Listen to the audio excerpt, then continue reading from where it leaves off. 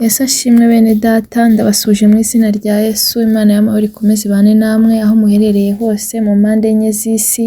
Imana ikomeze ibiteho kandi bagirire neza. Tugeze muri wa mwanya mwiza wo kuba imbere y'Imana, tugiye gutangira dusenga. Data wa twese uri mu ijuru, turagushimye turaguhimbaje, tugushimiye neza n'urukundo dukunda, dushimye ko turi amahoro, icyubahiro ni icyawe. Tugeze mu mwanya mwiza wo kuba imbere yawe, turakwinginze kugira ngo twese tuboneze rwose, dukureho umugayo wose watugaragayeho mu izina rya Yesu. Ukimara kutubabarira, tuguhaye karibu n'ikaze, ngwino ubane natwe muri uyu mwanya wo kumva ijambo ryawe, twemereye ijambo ryawe ritubere impamba muri uru rugendo. Icyo twanze ni ukora kwa Satani mu izina rya Yesu. Duhamagaye Mwuka Wera kugira ngo abane natwe muri uyu mwanya, ubu n'iteka ryose. Amen. Tugiye gukomeza dusoma ijambo ry'Imana dusanga mu Byakozwe n'Intumwa, ibice 3, umurongo wa 1 kugeza ku murongo wa 10. Umutwe w'amagambo uravuga ngo Petero na Yohana bakiriza ikirema ku irembo ry'urusengero. Reka nsome mu izina rya Yesu. Nuko Petero na Yohana barazamuka bajya mu rusengero mu gihe cyo gusenga, ari cyo cya 9.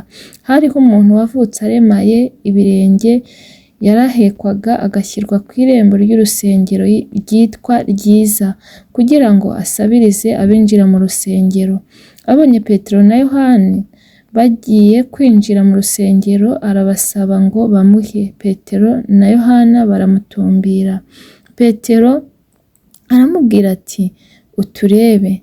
Abitaho agira ngo hari icyo bamuha. Petero aramubwira ati, ifeza n'izahabu ntabyo mfite, ahubwo icyo mfite ndakiguha mu izina rya Yesu Kristo w'i Nazareti. Haguruka ugende.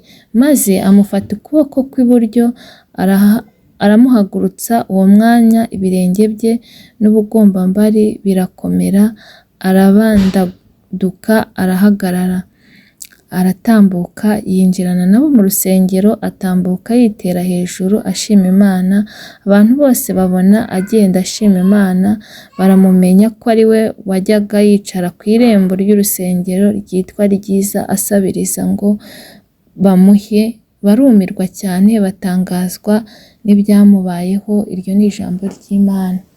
Ijambo ry'Imana ritubwiye kuri uyu muntu wari waravukanye ubumuga bwo kutagenda, yari aremaye, ngo baramuhekaga bakamuzana hafi y'uru rusengero, bakicara ku irembo kugira ngo asabirize abantu bazaga ku rusengero. Ariko ngo umunsi umwe ngo Petero na Yohana ngo nabo barazamuka bagiye gusenga, ngo hari isaha ya 9. Ngo uwo muntu rero ngo ababonye, ngo arangije arabasaba nk'uko yari asanzwe asaba. Imana itugirire neza. Nawe hari ibyo uri gusaba muri iyi minsi, hari icyo wifuza ku Mana, ariko Imana ikiguhe mu izina rya Yesu. Uyu muntu rero nawe yari asanzwe asaba, ariko noneho yasabye abantu badasanzwe. Yasabye abantu bari mu Imana, abantu bari mu mwuka w'Imana.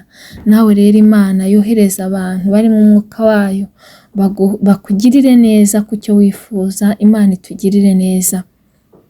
Ngo arangije ngo arabasaba, ngo barangije ngo baramutumbira. Imana itugirire neza. Nawe Imana igutumbire, ikurebe, irebe icyo kibazo ufite, irebe icyo kigeragezo ufite, irebe ubwo burwayi, kandi nigutumbira irahindura amateka. Imana itugirire neza. Ngo barangije ngo baramubwira ngo turebe. Nawe Imana nikubwira ngo ndeba, nawe uyirebe. Kuko niba Imana igutumbiye ikakureba, nawe uba ugomba kuyitumbira ukayireba, kuko Imana ni igisubizo. Yesu ni igisubizo. Mutumbire rero, nawe umurebe, umubwire icyo umukeneyeho, umubwire ikikugoye, umubwire icyo ushaka, kubera ko Yesu ni igisubizo. Ntawamwizeye, ntawamwiringiye uzakorwa n'isoni. Murebe rero, umutumbire, umubwire, umuhanga amaso. Ntago yagukurira mwaho, ntago wahanga Yesu amaso ngo agukurire mwaho ngaho, ngo ugende amaramasa, ntago bishoboka. Mutumbire rero, umubwire icyo ukeneye, umubwire icyo ushaka, nawe ari bukiguhe kandi ari buguhindurira amateka. Ngo noneho ngo arangije ngo Petero ngo arangije ngo aramubwira ngo ifeza n'izahabu ntabyo mfite, ngo ahubwo icyo mfite ndakiguha mu izina rya Yesu Kristo nawe Yesu agira icyo aguha, Yesu akugarukeho, Yesu aguhindurira amateka, Yesu akuremera ubuzima, Yesu yongera kuvugeho kugira ngo ubuzima bwawe buhinduke. Imana itugirire neza. Yaramubwiye ngo iyo feza n'izahabu ntabyo mfite, ibifatika ntabyo mfite, kubera ko muri iyi minsi reka mbabwire abantu buriya bari guhanga amaso ibigaragara, ariko ibitagaragara burya nibyo bifite akamaro. Nimureke duhanga amaso ibitagaragara, twizere ibituruka ku Mana kuko nibyo bifite umumaro. Twihanga amaso ifeza n'izahabu, twihanga amaso ibifatika, nituhanga amaso ku bifite akamaro none n'igihe kizaza. Imana itugirire neza. Uyu muntu rero we yashakaga ifeza ariko bamuha icy'agaciro. Gukira burya ni ikintu cy'agaciro. Imana itugirire neza kuko Imana iyo igiye gukiza ntabwo yakiza, Imana yajyaga ikiza umuntu kamukiza wenda kuba yaramugaye, yarangiza ikamukiza n'ibyaha. Ntabwo rero Imana ikora ibirenze. Ijambo ry'Imana ryarambwiye ngo ibasha gukora ngo ibiruta cyane ibyo tuyisaba. Imana itugirire neza. Ibyo tuyisaba ngo ibasha gukora ibiruta cyane ibyo tuyisaba. Twege dusaba bike ariko ikaduha byinshi. Twege dusaba ibyoroheje igakora ibikomeye. Ari byo byabaye kuri uyu muntu wari wararemaye. Imana itugirire neza. Ngo ariko ngo icyo afite ndakiguha mu izina rya Yesu Kristo w'i Nazareti, ngo haguruka ugende. Yamuhaye ikintu gikomeye, yamukoreye ikintu gikomeye. Imana yakoreye umuntu ikintu gikomeye atanatekerezaga. Ibaze kuba waravutse uremaye, kuba waravutse utagenda, ariko ku munsi umwe umuntu akakubwira ngo haguruka ugende. Imana itugirire neza.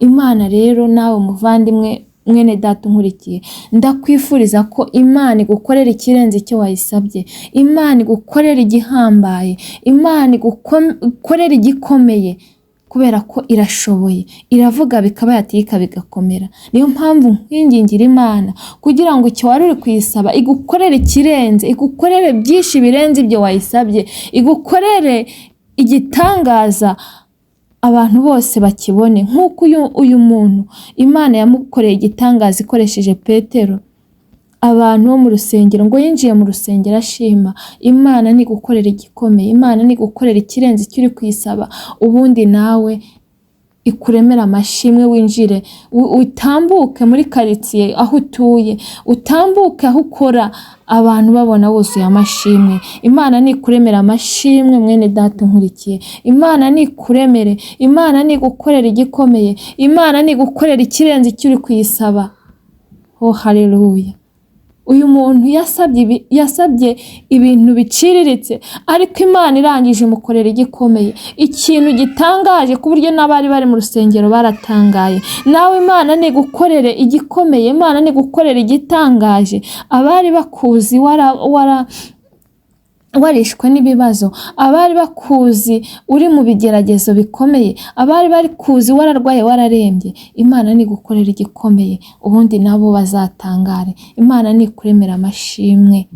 Uyu mugoroba ndakwingingira Imana kugira ngo ikuremere amashimwe, ikuremere igifatika, iguhindurira ubuzima, kandi iguhe icyo wayisabye irenzeho, iguhe n'ibindi, kubera ko Imana iduha iby'ingenzi twebwe dusaba nk'abana b'abantu, ariko kuko Imana ituzi kandi izi n'ejo hacu hazaza, ibizi icy'ingenzi, ibizi ikibanza. Ushobora kuyisaba icyo wayisabye ntaba ari ikiguha. Hari ukuntu twajaga tujya gusenga, twajya gusenga umuntu akaba afite icyifuzo abwira Imana ati nkorera iki, warangiza ukumva Imana irakubwiye ngo ngukoreye iki.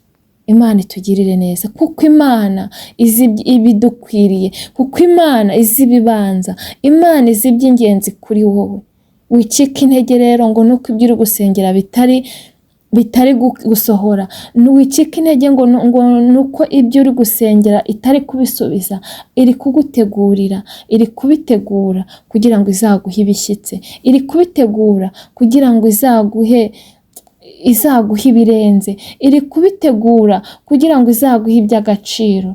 Imana itugirire neza. Imana yacu ni nziza, Imana yacu ni umubyeyi, Imana yacu irahambaye. Ni ukuri nimureke tuyiringire, nimureke tuyihange amaso, nimureke tuyitumbire. Ni ukuri ibyacu bizagenda neza kuko byose biri mu biganza byayo. Ni umugenga wa byose.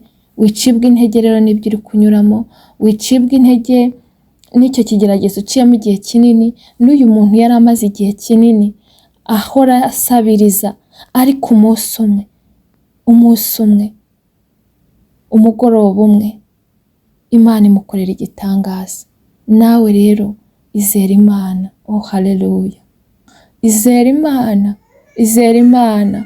Ku isaha yagennye, ku munsi umwe, igitondo kimwe izakuremera amashimwe.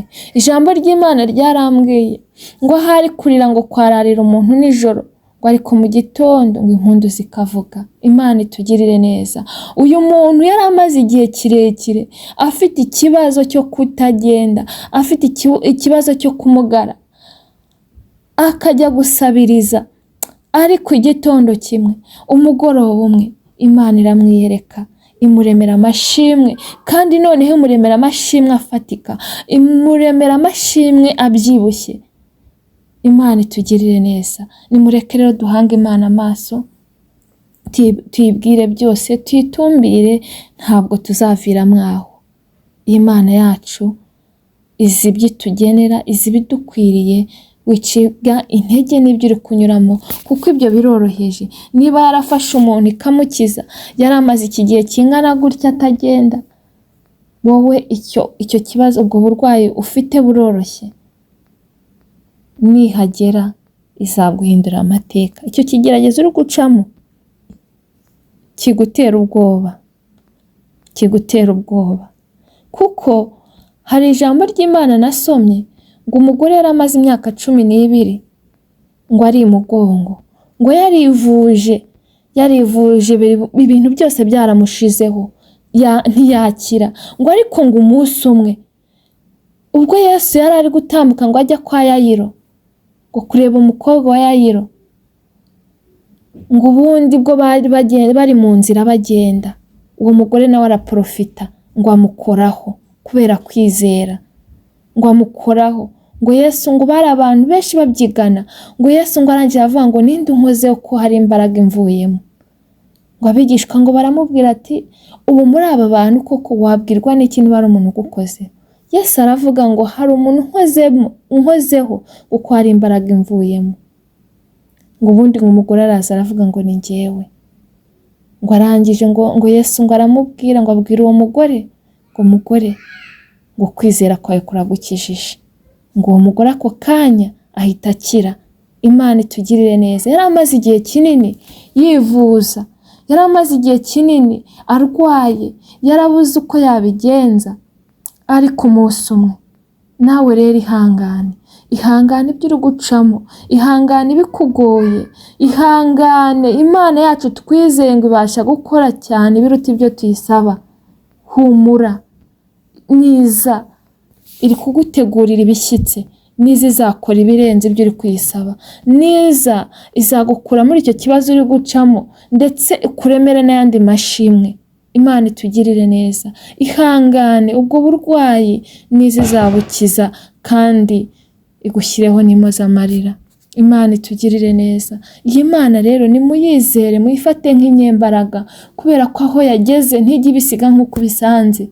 Iyi Mana yahagurukije iki kirema kikagenda cyari kimaze igihe kuva yavuka ubuzima bwe atarigeze agenda, yari yarabayeho asabiriza.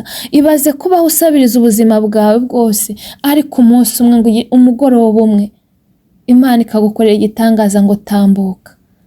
Imana itugirire neza. Izere Imana rero, yifate nk'inyembaraga. Nawe niza izagukorera ibirenze cyane ibyo uri kuyisaba, nk'uko iki kirema Imana yagikoreye ibirenze cyane ibyo yari ari gusaba, ndetse ngo n'abantu bari bari mu rusengero bagatungurwa.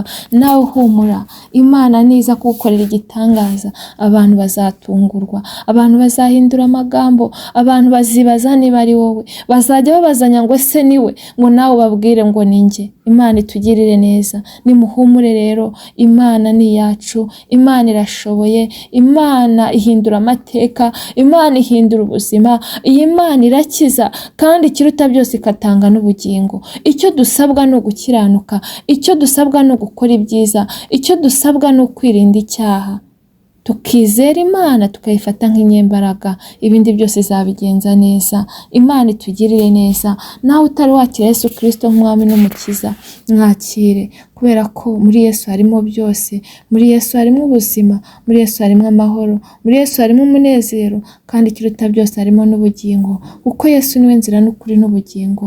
Imana itugirire neza. Ngwino umwakire rero, akubere umuyobozi, nawe ujye mu bana be, agukure mu gitabo cyo kurimbuka, akwandike mu gitabo cy'ubugingo, kuko turi mu rugendo. Hano mu isi ntabwo ari iwacu, iwacu ni mu ijuru. Imana itugirire neza. Reka dushime Imana kubwira ijambo. Data, mu izina rya Yesu turagushimye kubwira ijambo. Mana, utweretse ko uko wakoraga kera na n'ubu ari kugikora. Uyu muntu wari wararemaye yari amaze igihe kirekire, kuva yavuka atagenda, kuva yavuka abayeho ubuzima bwo gusabiriza, ariko ngo umunsi umwe, oh haleluya, ngo urangije uhindura amateka, gusabiriza bikurwaho, urangije umuha n'ubuzima, uramubwira ngo haguruka, ngo genda. Mana, natwe turakwizeye, turabizi ko bya bindi byose, bimwe bitugoye, bimwe tunyuramo, bimwe bituruhije, turabizi ko nuhagera bizahinduka, kuko iyo ugeze ahantu ntujya ubisiga nk'uko ubisanze. Iyo ugeze ahantu uhindura amateka, iyo ugeze ahantu uri mu bundi buzima. Natwe turakwiringiye Mwami, abankurikiye nabo nibakwiringire, bagufate nk'umunyembaraga, kuko ntawagukoreye, ntawagukurikiye, ntawakwiringiye ngo akorwe n'isoni. Mana, barindira ubugingo, kubera ko aribwo buzakubona. Mu izina rya Yesu Kristo, ngaho kiza abarwayi, ita ku bafite intimba n'agahinda, ubahe amahoro yo mu mutima. Mana, ndasenze kugira ngo ukomeze utwagure mu buryo bw'umwuka.